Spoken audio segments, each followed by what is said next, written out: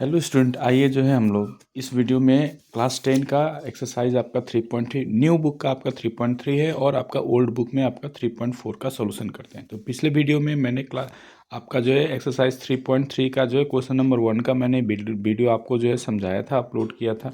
ठीक है, तो इस वीडियो में हम लोग क्वेश्चन नंबर 2 आपका जो है थोड़ा सा सॉल्व करने की कोशिश करते हैं। ठीक है तो क्वेश्चन नंबर 2 में क्वेश्चन क्या है, देखिए। तो आपका कह रहा है कि form the pair of linear equation in the following problems and find their solution if they exist by elimination method. बोल रहा है कि आपको जो है पहले तो दो आपका लीनियर इक्वेशन आपको फॉर्म करना है, वर्ड प्रॉब्लम है ये, है ना। और उसके बाद उन लोग का अगर सॉल्यूशन एग्जिस्ट कर रहा है, अगर उसका सॉल्यूशन निकल सकता है तो आप उसका सॉल्यूशन निकालिए बाय एलिमिनेशन मेथड से आपको करना है। ठीक है, तो चलिए क्वेश्चन नंबर 1 में क्या कह रहा है, देखिए। If we add 1 to numerator and subtract 1 from the denominator, a fraction reduces to 1, है ना। क्वेश्चन नंबर क्या कह रहा है कि कोई भी अगर एक फ्रैक्शन है जिसमें आपका न्यूमरेटर और डिनोमिनेटर दिया गया है ना, तो अगर न्यूमरेटर में आप 1 ऐड करते हैं और आपका जो है डिनोमिनेटर से अगर 1 सब्ट्रैक्ट करते हैं तो फ्रैक्शन क्या हो जा रहा है, आपका फ्रैक्शन 1 बन जा रहा है। ठीक है, it becomes 1/2 if we only add 1 to the denominator. और अगर सिर्फ आपका जो है डिनोमिनेटर में अगर 1 ऐड करते हैं तो फ्रैक्शन 1/2 बन जाता है। What is the fraction? ठीक है तो ऐसा क्वेश्चन में हम लोग जो है लेट कर लेते हैं। ठीक है, आप लेट कर लीजिए। चलिए इसको सॉल्व करते हैं। क्वेश्चन नंबर 2 है, क्वेश्चन नंबर 2 का आपका पहला क्वेश्चन है ये। ठीक है, तो हम मान लेते हैं कि लेट द रिक्वायर्ड फ्रैक्शन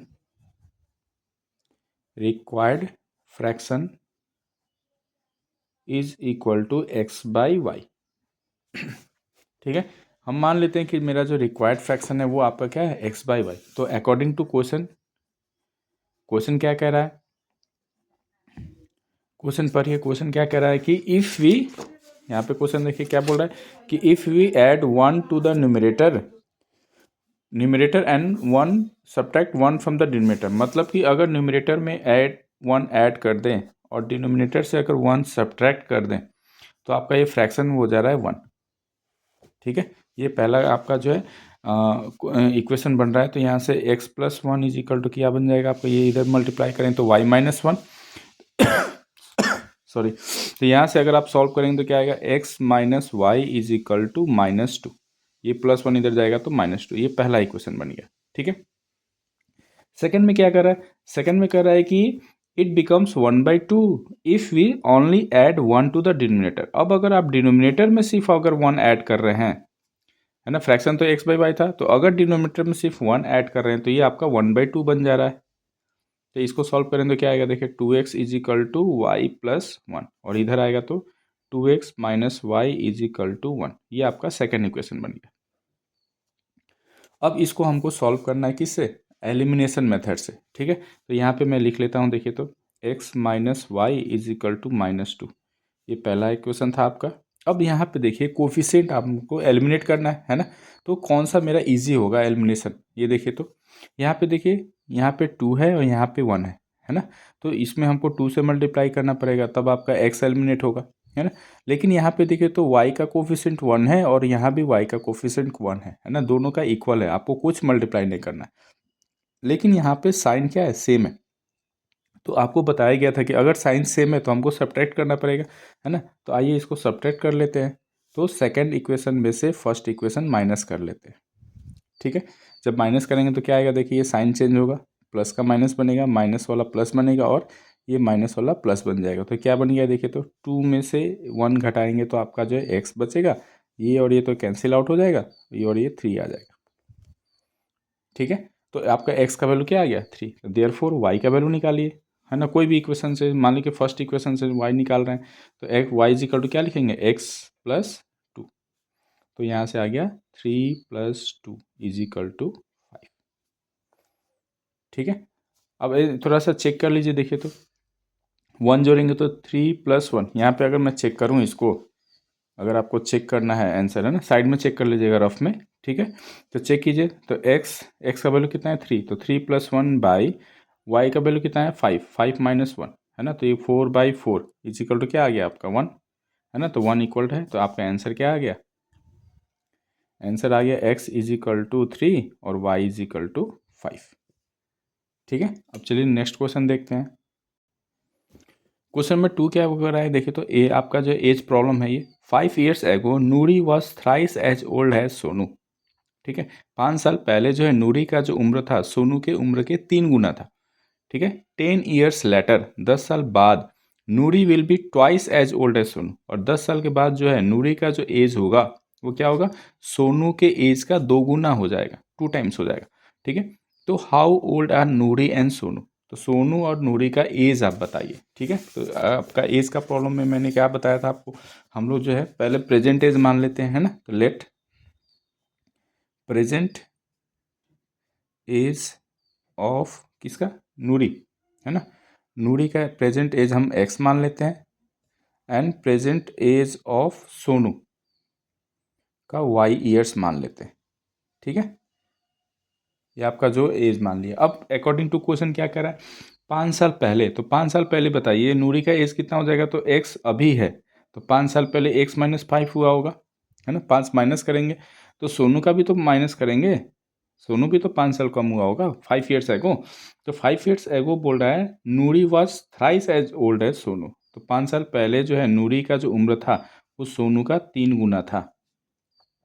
ठीक है, तो यहाँ से सॉल्व कीजिए तो क्या आएगा, X minus 5 is equal to क्या आ गया, 3y माइनस 15, और यहाँ से सॉल्व करेंगे तो X minus 3y is equal to क्या आ गया आपका, ये -10 आ जाएगा।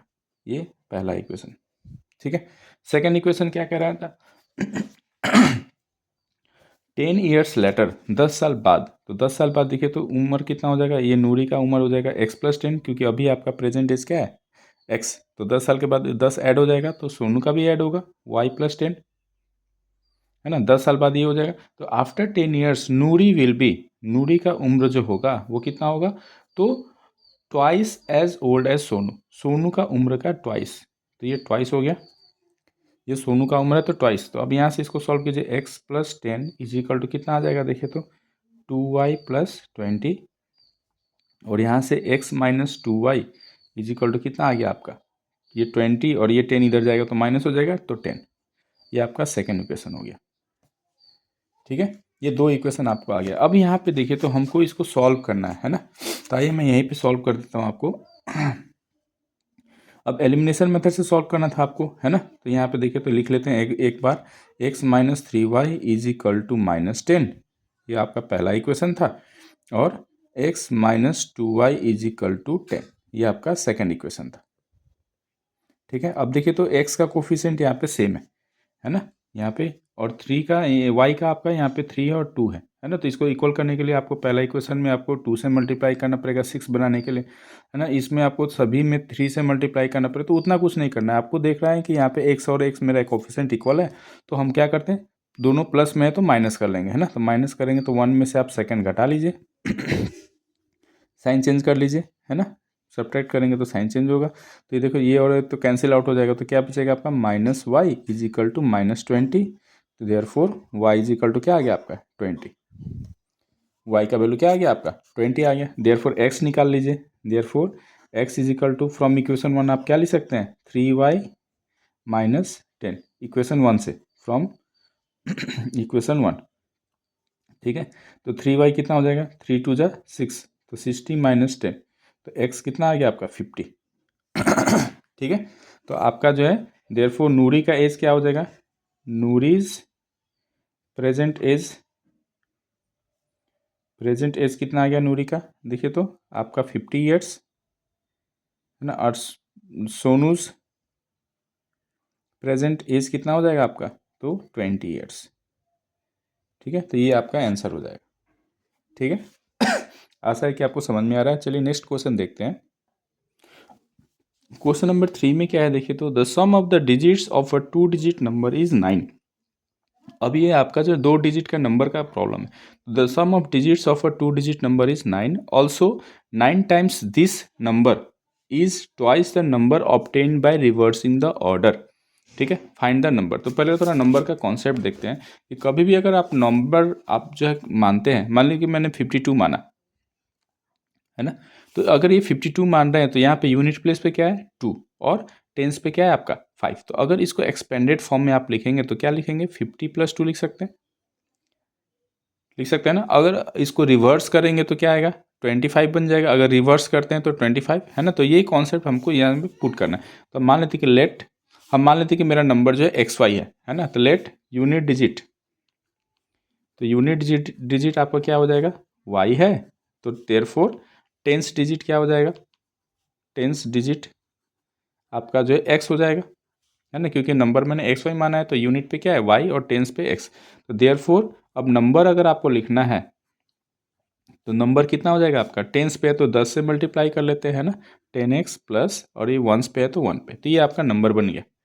ठीक है, ये आपका नंबर आ गया। अब अगर इसको रिवर्स करेंगे तो क्या आएगा, reversing the digit, reversing the digits, number is equal to कितना हो जाएगा, नंबर इज इक्वल, अब अगर इसको रिवर्स कर दें, रिवर्स मतलब क्या है कि यूनिट वाले को टेंस पे कर दें। अब XY को रिवर्स करेंगे तो क्या आ जाएगा आपका YX, है ना। तो अगर इसको अगर आप नंबर लिखें तो क्या लिखेंगे, 10y प्लस x, ये आपका रिवर्सिंग नंबर हो जाएगा। अगर उल्टेंगे तो, है ना, 52 का उल्टा करेंगे तो 25 बन जाएगा। तो वंस वाला टेंस पे चला गया और टेंस वाला वंस पे आ गया। तो रिवर्सिंग डिजिट अगर रिवर्स करेंगे डिजिट तो क्या आ रहा है आपका 10y प्लस x, है ना। यहाँ तक ठीक है।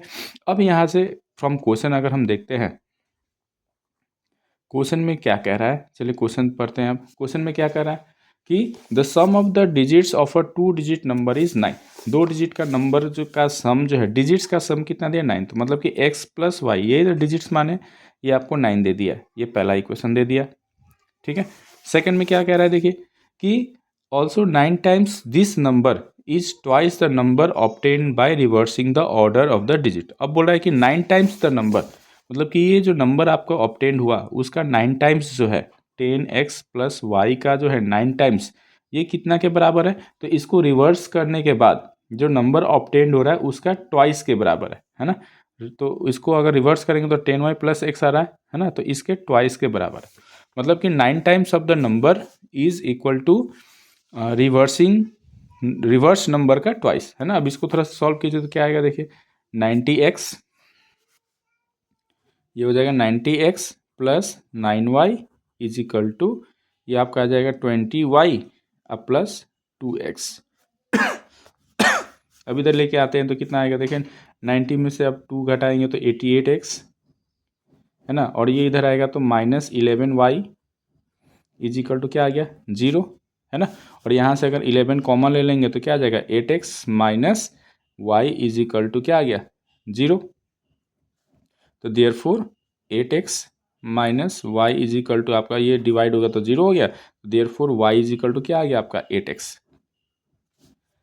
ठीक है, अच्छा आपको तो एलिमिनेशन मेथड से करना था हमको, है ना। तो एलिमिनेशन मेथड से भी आप कर सकते हैं। इसको मान लेते हैं कि ये सेकेंड इक्वेशन आ गया मेरा। ठीक है, अब फर्स्ट और सेकंड क्या था, x plus Y is equal to 9 था, और सेकंड में क्या था आपका 8x minus Y is equal to 0, है ना। अब देखिए तो ये आपका जो पहला इक्वेशन था और ये सेकंड इक्वेशन था, है ना। अब इसको थोड़ा सा सॉल्व करते हैं। तो ये प्लस में और ये माइनस में, कोफिशिएंट इक्वल है इसका, है ना। और प्लस माइनस में तो हमको ऐड करना रहता है ना।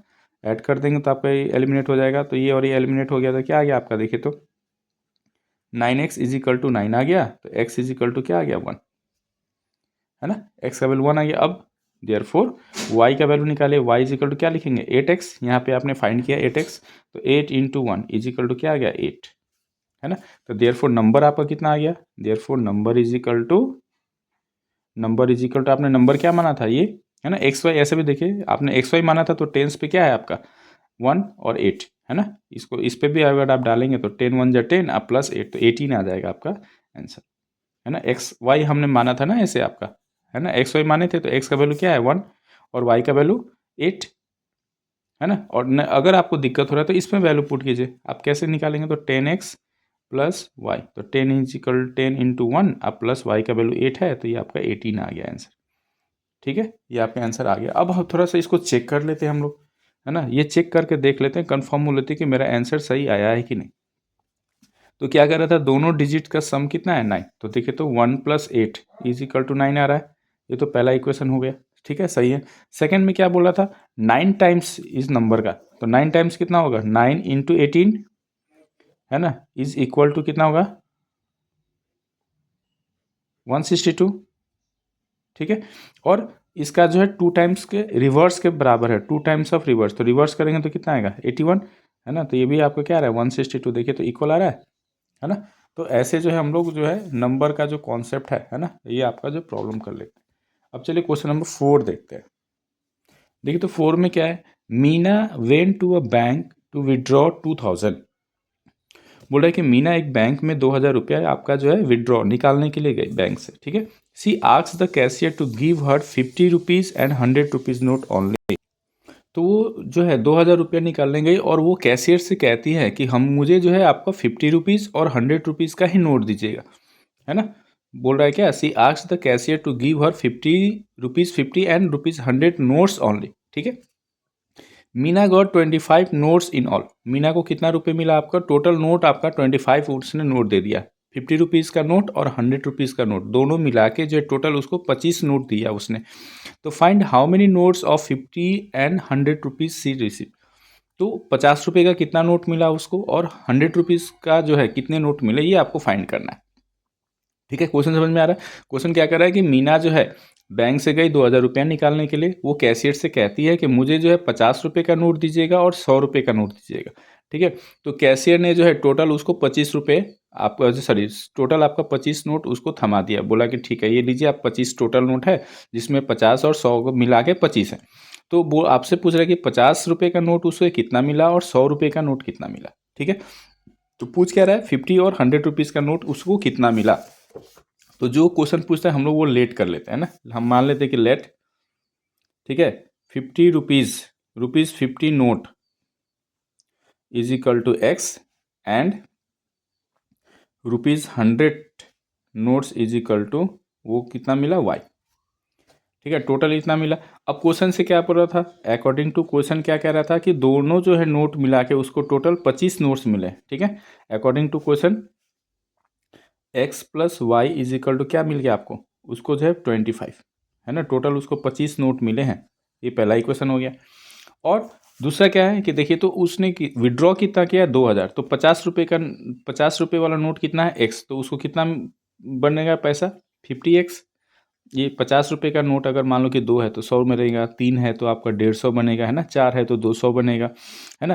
तो हमको नहीं पता है कितना है, तो 50 रुपीज़ का नोट एक्स है तो उसको कितना मिला 50x रुपीज़ मिल गया।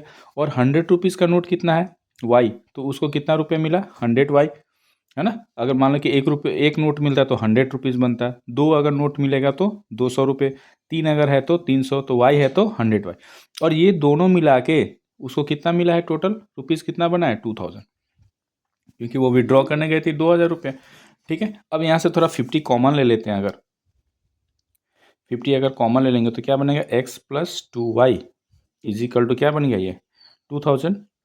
और यहाँ से देयरफॉर आप लिख सकते हैं X plus 2y is equal to, ये 0 से 0 कैंसिल हो जाएगा, ये 5 4 जा 20 50 40 आ जाएगा, ये इक्वेशन 2 बन गया, ठीक है। 2 इक्वेशन मिल गया। अब इसको सॉल्व कर लीजिए, देखिए तो यहाँ पे एक्स है, यहाँ भी एक्स है ना। तो ये सिंपली आपको क्या कर देना है, X plus Y is equal to 25, ये आपका पहला इक्वेशन है ना। हम इसको क्या कर दे रहे हैं, सब्ट्रैक्ट कर दे रहे हैं, सेकंड में से फर्स्ट घटा ले रहे हैं, तो ये माइनस हो जाएगा, ये भी माइनस हो जाएगा और ये भी माइनस, तो ये आपका एलिमिनेट हो जाएगा, ठीक है। 2y में से y घटाएंगे तो y इज इक्वल टू ये आ गया आपका 15, तो y का वैल्यू आ गया 15, ठीक है। देयरफॉर x का वैल्यू निकालिए, therefore x is equal to कितना हो जाएगा, फ्रॉम इक्वेशन 1 से 25 माइनस वाई, फ्रॉम इक्वेशन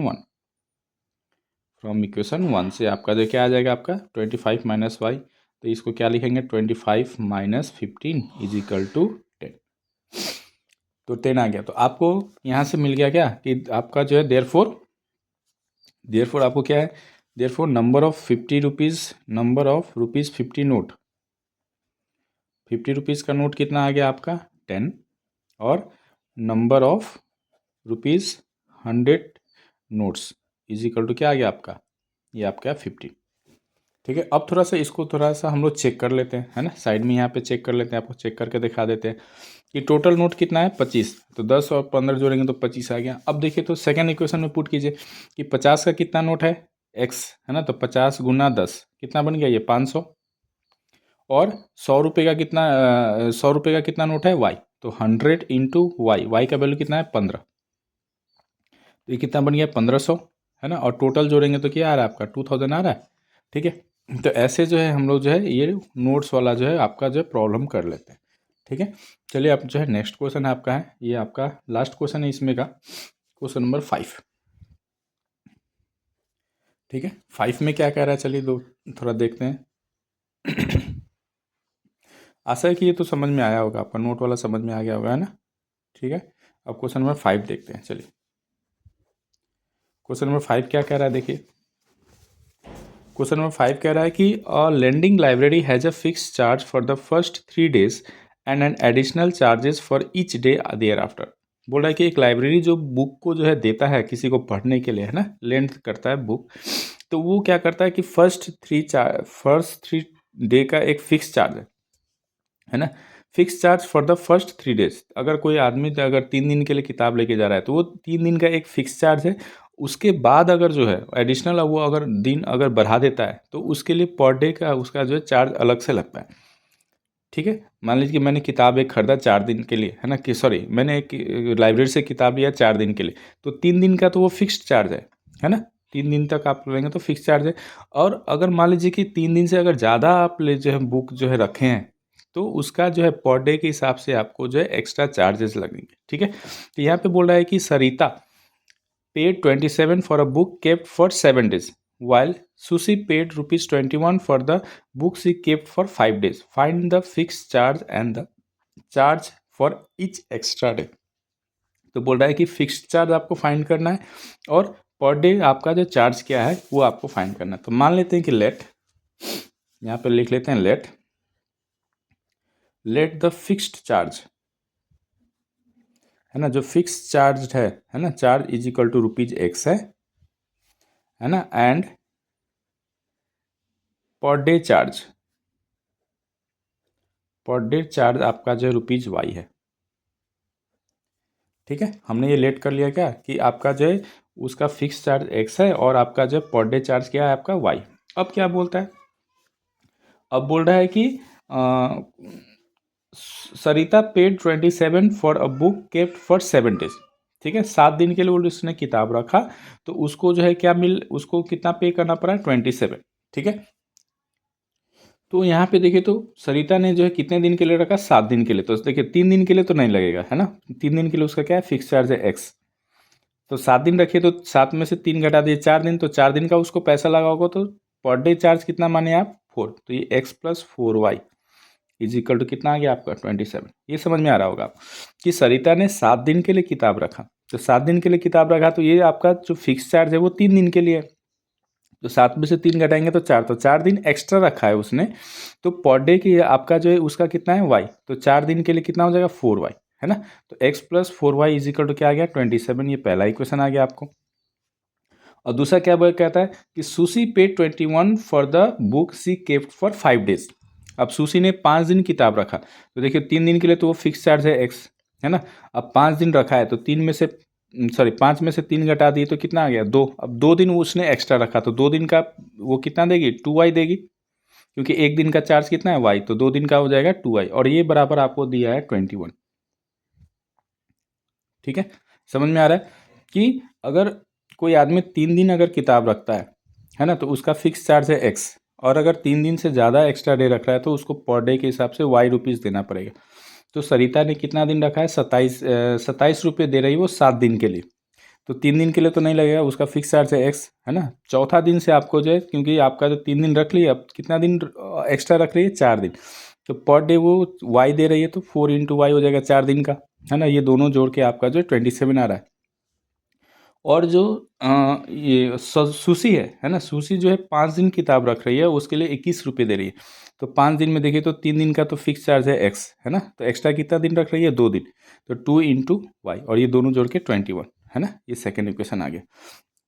अब देखिए तो यहाँ पे X का कोफिशिएंट सेम है, तो अगर हमको एलिमिनेट करना है तो हम क्या कर लेंगे, सिंपली 1 में से सेकेंड घटा लेंगे, क्योंकि दोनों का साइन सेम है तो हमको माइनस करना पड़ेगा, है ना। तो ये आपका एलिमिनेट हो गया, तो क्या बचा 2y इज इक्वल टू क्या बच गया 6, तो y इज इक्वल टू क्या आ गया 3, है ना, y का वैल्यू क्या आ गया 3। और देयरफॉर अब x का वैल्यू निकाले तो x is equal to 27 minus 4y from equation 1, है ना, इक्वेशन 1 से। तो यहाँ से आप सॉल्व कीजिए 27 माइनस 4 इंटू 3, तो 27 माइनस 12 ये कितना आ जाएगा 15, ठीक है 15 आ गया, ठीक है। तो ये आपका आंसर हो जाएगा। देयरफॉर फिक्स्ड चार्ज कितना है, उसका फिक्स चार्ज आ गया ₹15, 3 दिन के लिए जो फिक्स चार्ज है वो 15 रुपये आ गया। और पर डे चार्ज कितना हो जाएगा, फिर पर डे चार्ज उसका रुपीज़ कितना हो जाएगा, वाई का वैल्यू कितना है आपका 3, ठीक है। अब थोड़ा सा चेक कर लीजिए इसको, यहाँ पे साइड में चेक कर देते हैं आपका, देखिए, है ना, रफ में आप अपना चेक कर लीजिएगा। चेक कर देखिए तो वो कितना दिन रख रही है 7 दिन, है ना। तो एक्स का आपका वैल्यू कितना है, फिक्स चार्ज कितना है 15, 3 दिन के लिए 15 रुपये दे दी, एक्स्ट्रा 4 दिन के लिए देगी, है ना। तो 4×3 4 इंटू 3, 4×3 12, तो 15 प्लस 12 कितना हो रहा है आपका 27, सही है ना। ऐसे भी आप चेक कर सकते हैं, दूसरा इक्वेशन से भी आप चेक कर सकते हैं। फिक्स चार्ज है 15 और एक्स्ट्रा वो कितना दिन रख रही है 2 दिन, तो 2 दिन का कितना हो जाएगा 2 इंटू 3, तो 15 प्लस 6 इज इक्वल टू 21, ठीक है। तो 21 आ रहा है। तो ऐसे जो हम लोग सॉल्व कर लेते हैं। आशा है कि मेरा वीडियो आपको अच्छा लगे। अगर मेरा वीडियो आपको अच्छा लगे तो प्लीज़ मेरे चैनल को लाइक शेयर और सब्सक्राइब जरूर कर दें। मिलते हैं नेक्स्ट वीडियो में।